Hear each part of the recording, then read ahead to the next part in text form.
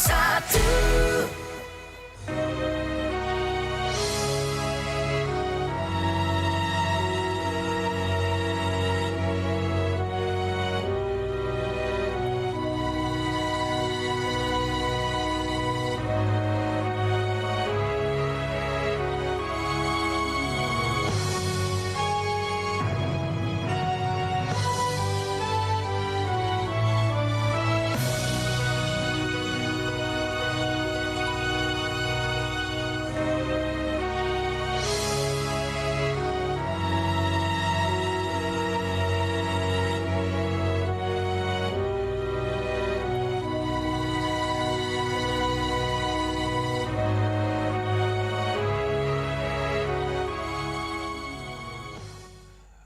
Pukul 16 waktu Indonesia Barat.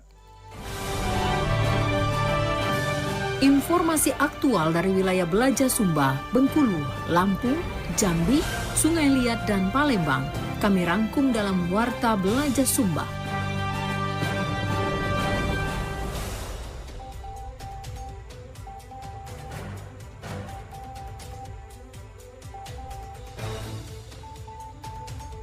DPRD Kabupaten Bangka mengaku prihatin terhadap lemahnya penegakan hukum dalam aktivitas pengerusakan hutan. Harga benih-benih lobster di Kabupaten Kaur merosot hingga Rp4.000 per ekor.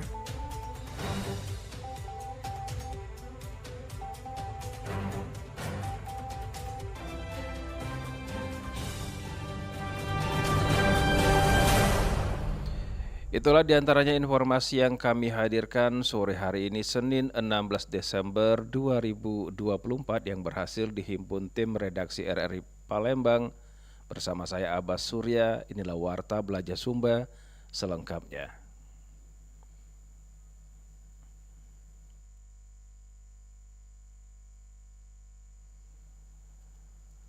Kami awali Warta Belaja Sumba dari Sungai Liat, Kepulauan Bangka, Belitung. Jamuku rimba buah lalu di belakang ku santun, ku simpan kacamata dek ngeliat. Wahai anak muda Bangka Belitung, bangkitlah tebar semangat muda ika, berkarya berjuang untuk negeri ini, negeri serumpun sebalai tanah. DPRD Kabupaten Bangka mengaku prihatin terhadap lemahnya penegakan hukum dalam aktivitas pengerusakan hutan. Ratna Agusari melaporkan. Baik, pendengar, penegakan hukum terhadap pengerusakan hutan di wilayah Kabupaten Bangka saat ini masih lemah. Hal itu disampaikan anggota DPRD Bangka Taufik Koryanto menyikapi banyaknya kawasan hutan yang rusak akibat aktivitas perkebunan maupun pertambangan yang terjadi di Kabupaten Bangka tanpa adanya pengawasan bahkan sanksi tegas bagi oknum pelaku pengerusakan tersebut. Salah satu kasus yang terjadi di tahun 2024 ini menurut Taufik sekaligus sebagai contoh yang sangat sederhana, di mana dari kawasan 1.500 hektar yang sudah dilakukan penyitaan oleh Kejaksaan dan masih terus berproses, ternyata sudah digarap oleh 3 perusahaan perkebunan kelapa sawit. Aktivitas tersebut tanpa ada sanksi atau pertentangan dari pihak penegakan hukum, yang sebetulnya secara aturan belum ada izin lahan sitaan untuk digarap aktivitas perkebunan. Kalau tidak salah, diduga ada 3 perusahaan yang melakukan aktivitas penanaman maupun land clearing untuk perkebunan kelapa sawit. Semestinya lahan areal yang sudah disita oleh penegak hukum itu tidak boleh ada aktivitas apapun, baik ini dilakukan oleh perseorangan, apalagi ini perusahaan perkebunan. Nah, ini contoh-contoh di depan mata kita sejauh mana penegakan hukum terhadap kawasan hutan ini yang nampak sekali. Diakui Taufik, pihaknya sangat prihatin terhadap kondisi yang terjadi sehingga dengan lemahnya penegakan hukum pengerusakan hutan semakin bertambah luas setiap tahunnya di Kabupaten Bangka. Untuk itu ke depan aparat penegakan hukum juga diharapkan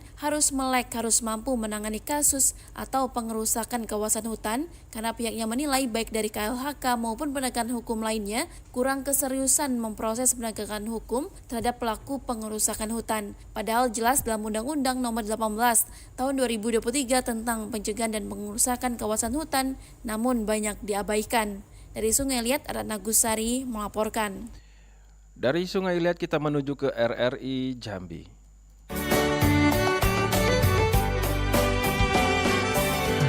Dari ujung Jambung sampai Durian Takuk Raja, dari Sialang Belantak Besi hingga Bukit Tambun Tulang. Pendengar, berikut tanggapan masyarakat terkait penegakan hukum terhadap pengerusakan hutan yang dirangkum Tati Wijaya dari RRI Jambi. Saya Rina Astuti, kalau menurut saya ya memang harus lebih kritis terhadap penegakan hukum yang dilakukan tanpa memperhatikan kondisi sosial ekonomi masyarakat sekitar hutan. Dalam pandangan mereka, masyarakat lokal yang menggantungkan hidup pada pemanfaatan hutan seringkali menjadi sasaran utama penegakan hukum, padahal mereka mungkin hanya melakukan praktik yang sudah menjadi tradisi turun-menurun ya, atau karena kebutuhan ekonomi. Kelompok ini berpendapat bahwa penegakan hukum itu harus diimbangi dengan pemberdayaan masyarakat lokal, pengembangan alternatif mata pencarian, terus serta edukasi mengenai keberlanjutan lingkungan, ya agar masyarakat tidak terjebak dalam siklus kemiskinan yang beresiko memperburuk kerusakan hutan. Saya Muhammad Hafiz, menurut saya masyarakat harus mendukung tegasnya penegakan hukum terhadap kasus pengerusakan hutan. Karena hutan itu adalah sumber daya alam yang sangat penting untuk keberlanjutan ekosistem. Penegakan hukum yang kuat itu bisa menjadi langkah yang efektif untuk menghentikan kerusakan hutan seperti pembalakan liar, konversi hutan untuk perkebunan, ataupun lahan pertanian, dan juga kebakaran hutan. Mereka percaya kalau pelaku perusakan hutan dihukum secara adil dan tegas, hal ini akan memberikan efek jera dan mendorong masyarakat untuk lebih peduli terhadap keberlanjutan ekosistem hutan. Kalau menurut saya sih penegakan hukum terhadap perusakan hutan itu sangat penting ya untuk melindungi sumber daya alam dan menghentikan kerusakan lingkungan. Terus masyarakat juga harus dilibatkan dalam proses penegakan hukum terhadap perusakan hutan. Nah, mereka tuh dapat berperan sebagai pengawas dan pelapor kegiatan perusakan hutan. Untuk pelaku perusakan hutan juga harus diberi sanksi yang tegas sih. Pendengar, dari Jambi kami menuju ke Palembang. Palembang Darussalam, Palembang kota kita, terkenal sungai Musinyo, terkenal dengan pempeknya. Menyikapi masalah HAM lingkungan yang tentunya sangat kuat berkaitan dengan penegakan hukumnya, kita simak wawancara singkat RRI bersama Kepala Global Kampanye Hutan Greenpeace Indonesia, Kiki Taufik. Baik, Bung Kiki selaku Kepala Greenpeace Indonesia menyikapi masalah lingkungan, tentu sekali ini sangat perlu perhatian banyak orang. Tentunya bagaimana penegakan hukum, bagaimana upaya dari kerasnya hukum agar tidak adanya pelanggaran-pelanggaran terhadap lingkungan, khususnya hutan mungkin Bang. Nah, kalau dari kacamata kita seperti apa Bang menyikapi sampai sejauh ini perlindungan kita terhadap hutan dan juga mungkin lingkungan dan juga bagaimana penegakan hukumnya Bang? Oke, ya ini memang menjadi concern buat kami dan buat kita semua tentunya karena sampai saat ini perlindungan dari sisi hukum ya untuk lingkungan di Indonesia itu pada kenyataannya tidak terlalu menggembirakan. Beberapa kasus-kasus lingkungan justru malah masyarakat atau victim ya korban akibat adanya bencana atau bukan bencana lah, akibat adanya kerusakan lingkungan yang dilakukan oleh pihak-pihak tertentu terutama perusahaan justru dalam posisi kalah gitu ya. Baik itu melawan negara maupun melawan perusahaan. Nah, yang jadi perhatian juga adalah penegakan hukum terhadap para pelanggar lingkungan, baik itu para pembakar hutan, pembuka hutan secara ilegal, sampai saat ini menunjukkan bahwa di Indonesia penegakan hukumnya sangat-sangat lemah. Ya. Banyak sekali kasus-kasus lingkungan yang tidak dihukum jerak ya, tidak dihukum maksimal sehingga ada efek jerak. Sama sekali banyak sekali kasus seperti itu. Salah satu yang paling cukup berimbas ya, impactnya besar adalah terkait dengan kasus-kasus kebakaran hutan. Karena berdasarkan, bahkan ini adalah pernyataan dari Ketua Badan Penanggulangan Bencana ya, BNPB nasional, bahwa 99% kebakaran hutan dan lahan di Indonesia itu akibat manusia.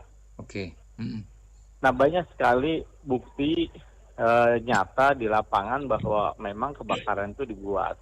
Dan dari berdasarkan analisis baik menggunakan teknologi citra satelit gitu ya, kami bisa membuktikan ada banyak sekali perusahaan-perusahaan yang memang sengaja membakar hutan untuk perluasan kebun sawitnya atau kebun pulp and papernya. Nah, itu menunjukkan memang ada kesengajaan. Tapi sayangnya penegakan hukum di Indonesia, misalnya beberapa perusahaan yang nyata-nyata di dalam kawasannya ada kebakaran hutan, yang menurut undang-undang di Undang-Undang Kehutanan seharusnya dihukum, bentuknya bisa dicabut konsesinya, bisa membayar denda dan lain sebagainya. Pada kenyataannya sedikit sekali yang mendapatkan sanksi yang berat dan keras. Nah, itulah kondisi bagaimana penegakan hukum terhadap para pelanggar perusak lingkungan di Indonesia. Bang Kiki, kalau kita melihat secara geografis, Sumatera Selatan atau mungkin Sumatera bisa dikatakan dan juga Kalimantan, ini dua wilayah yang sangat memiliki geografis mirip lah, bisa dikatakan seperti itu, dari hutan, dari hasil tambang. Nah, acap kali sering kita menemui masalah seperti kabut asap ini timbul karena memang 99% aktivitas masyarakat seperti yang Bang Kiki katakan tadi. Namun di sisi lain juga ada kerusakan-kerusakan lain seperti akibat tambang dan sebagainya. Nah, kalau Bang Kiki melihat berbicara mengenai masalah penegakan hukum, sejauh ini yang sudah kita temui penegakan hukum yang berat seperti apa, Bang, yang sudah sesuai dengan ketentuan bahwasanya itu memberikan efek jerah nih, Bang? Sebenarnya kalau dari banyak kasus yang terjadi ya, termasuk misalnya tadi saya belum menyebutkan kasus misalnya terkait dengan tambang batubara gitu ya, di mana mereka melakukan open pit dan meninggalkan wilayah-wilayahnya menjadi lubang-lubang kosong ya, yang akhirnya berbahaya. Dan bahkan sampai sekarang di Kalimantan itu mungkin lebih dari 40 anak kecil mati kira-kira tenggelam di akibat kolam-kolam itu kan. Nah, sampai sekarang memang tidak ada satupun yang mendapat hukuman dari pemerintah. Justru malah sangat sulit memberikan contoh mana perusahaan yang mendapatkan sanksi yang cukup bisa dibilang memiliki efek jerak ya. Ada satu mungkin di Aceh ya, yang kali alam itu, tapi pun juga itu tidak membuat mereka jerak gitu. Bang Kiki Taufik selaku Kepala Global Kampanye Hutan Greenpeace Indonesia, terima kasih sudah bergabung sama RRI. Terima kasih Bang Kiki. Assalamualaikum, sukses selalu dan sehat selalu.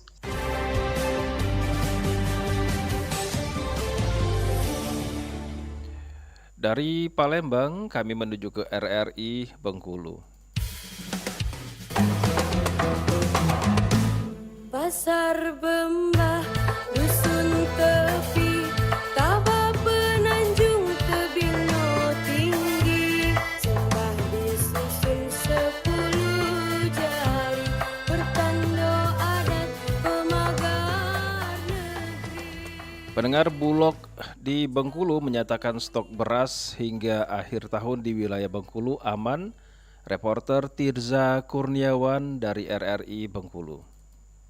Stok beras yang dikelola Bulog di daerah dipastikan dalam kondisi aman hingga akhir tahun. Pihak Bulog sebelumnya juga telah melakukan evaluasi penghitungan kembali dari kebutuhan tersebut, termasuk ketersediaan beras di sejumlah gudang di daerah, khususnya di Provinsi Bengkulu. Pemerintah daerah juga menyoroti kebutuhan masyarakat dan pihak Bulog juga telah melaporkan kondisi terkini mengenai ketersediaan bahan pangan dan pasokan beras yang masih mencukupi untuk wilayah Bengkulu untuk periode 2024. Pemimpin Perum Bulog Kantor Wilayah Bengkulu, Dodi Saharial, mengatakan pihaknya juga telah melakukan penghitungan kondisi beras tersebut dan telah disampaikan dalam rapat koordinasi daerah bersama SKPD terkait dengan ketersediaan pangan untuk masyarakat Bengkulu. Bahkan menurutnya, Bulog Bengkulu menjamin dan memastikan pasokan distribusi beras berjalan lancar dan ketersediaan aman untuk memenuhi kebutuhan masyarakat. Dalam situasi ini, Bulog juga terus memantau secara langsung ketersediaan pangan di pasaran. Diakuinya, keamanan stok beras ini menjadi prioritas pihak Bulog, terutama dalam menghadapi periode permintaan yang meningkat menjelang akhir tahun. Pihak Bulog juga menghimbau masyarakat untuk tidak perlu khawatir terkait ketersediaan beras, karena pasokan di gudang masih ada dan lengkap. Kita melakukan sinergitas, koordinasi,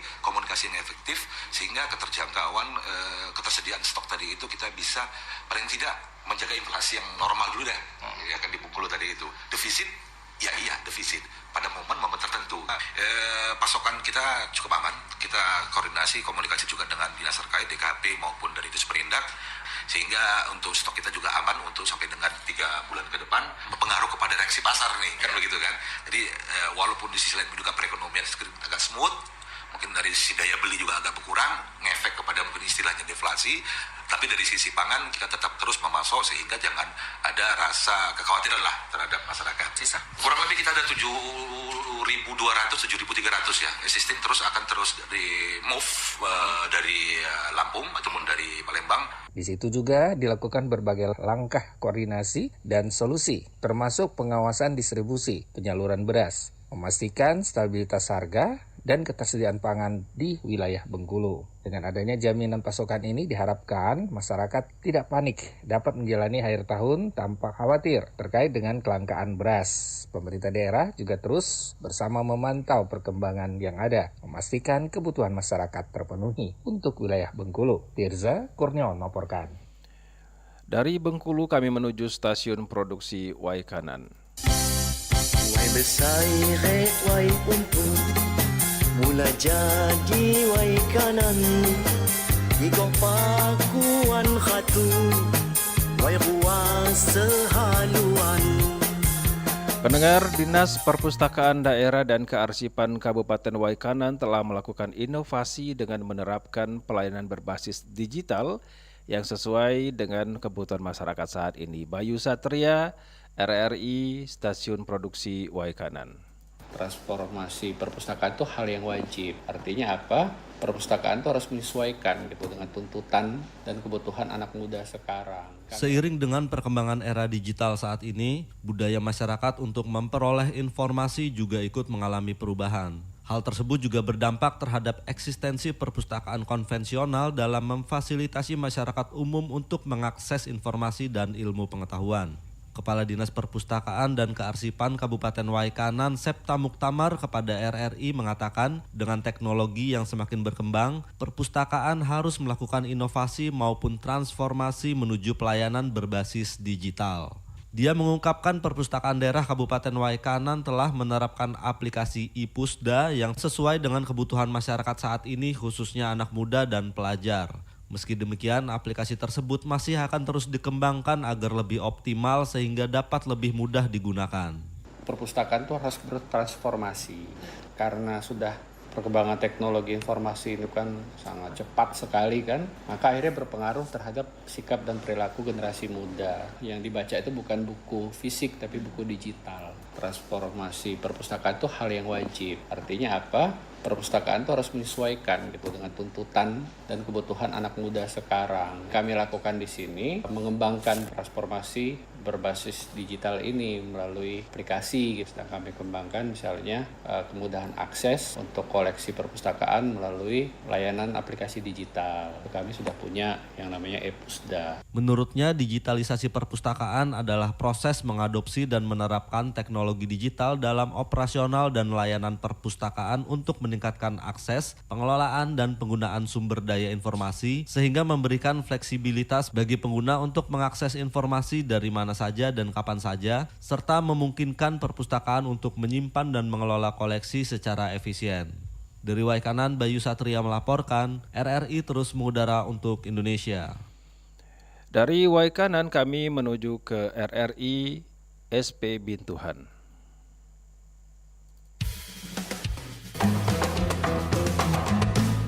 Pasar Bembah, dusun tepi, Tabah Penanjung, Tebino tinggi, sembah disusun 10 jari, bertanda adat pemagar negeri.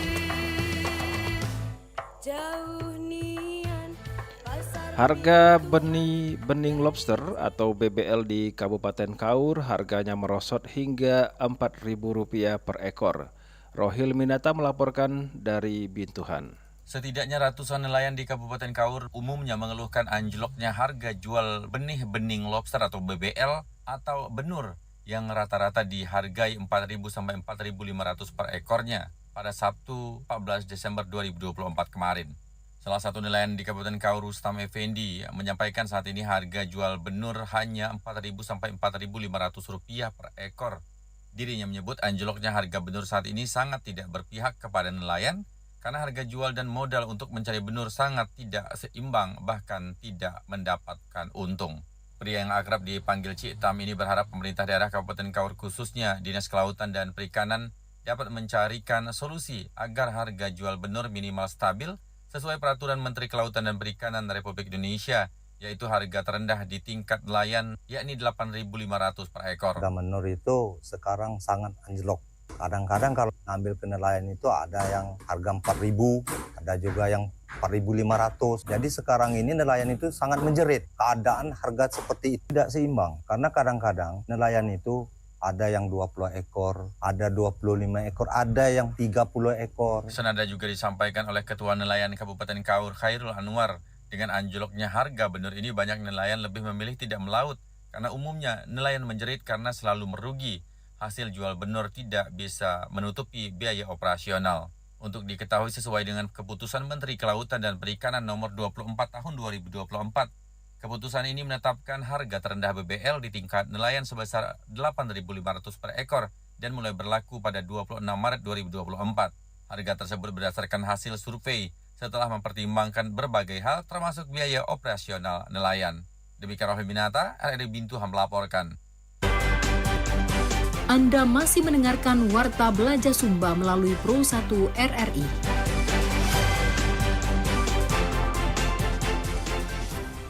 Pendengar, dari Bintuhan kami menuju ke RRI Lampung.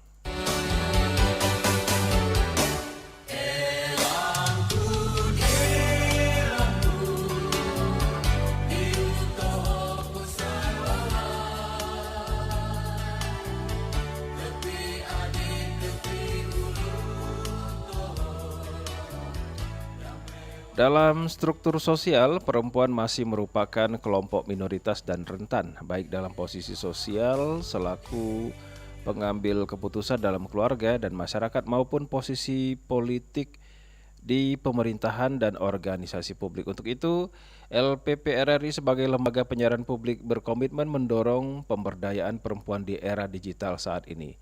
Berikut laporan Dwi Pranyoto, RRI Bandar Lampung selengkapnya. Salah satu misi lembaga penyiaran publik adalah memberikan perlindungan terhadap hak-hak kelompok minoritas. Dalam struktur sosial yang masih patriarkis, perempuan masih merupakan kelompok minoritas dan rentan, baik dalam posisi sosial selaku pengambil keputusan dalam keluarga dan masyarakat, maupun posisi politik di pemerintahan dan organisasi publik. Untuk itu RRI sebagai lembaga penyiaran publik berkomitmen mendorong pemberdayaan perempuan di era digital saat ini. Hal tersebut diungkapkan anggota Dewan Pengawas LPP RRI, M. Kusnaini, dalam dialog interaktif di Program 1 RRI Bandar Lampung, Senin pagi. Keterwakilan perempuan Indonesia dalam bidang politik maupun sosial belum sepenuhnya terrealisasi. LPP RRI termasuk yang telah menerapkannya dalam berbagai kebijakan, program maupun kegiatan. Salah satunya diwujudkan melalui kegiatan diskusi publik yang mengangkat tema peran lembaga penyiaran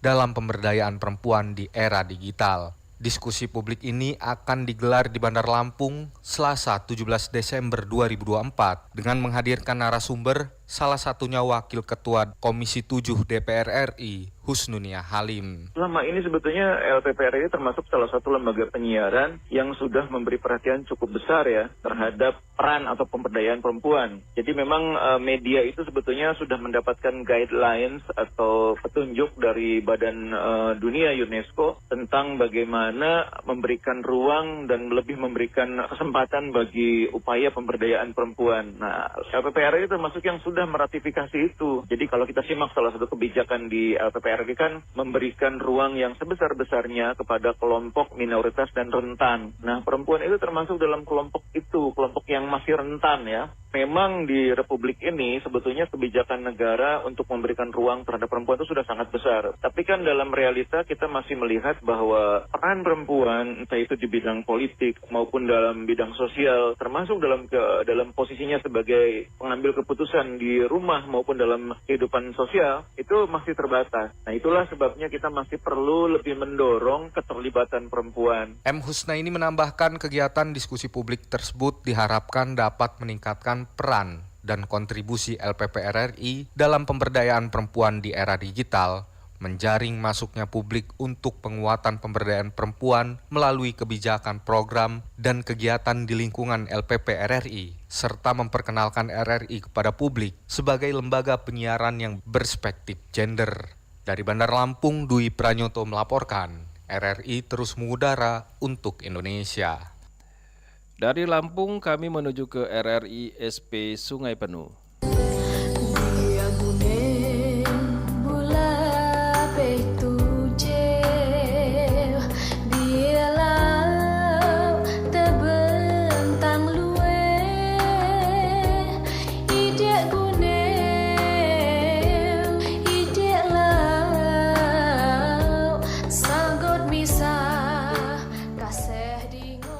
Kejari Sungai Penuh peringkat pertama penyelesaian penanganan korupsi tahun 2024. Laporan Desi Hermila, RRI SP Sungai Penuh.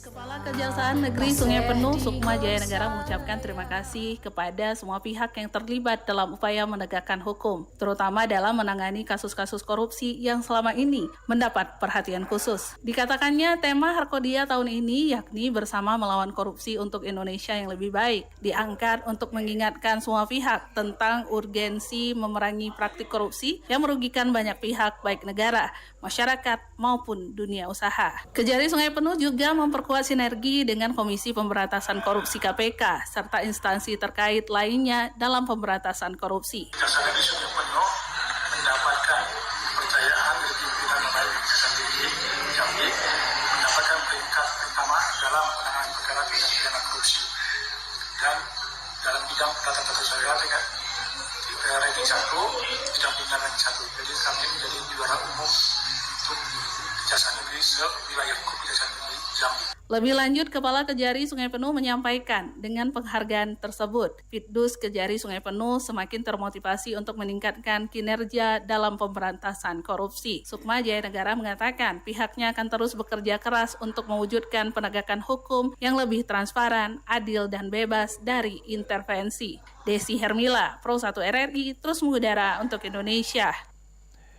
Demikian Warta Belajar Sumba hari ini atas nama kerabat kerja yang bertugas. Saya Abbas Surya, selamat sore dan sampai jumpa.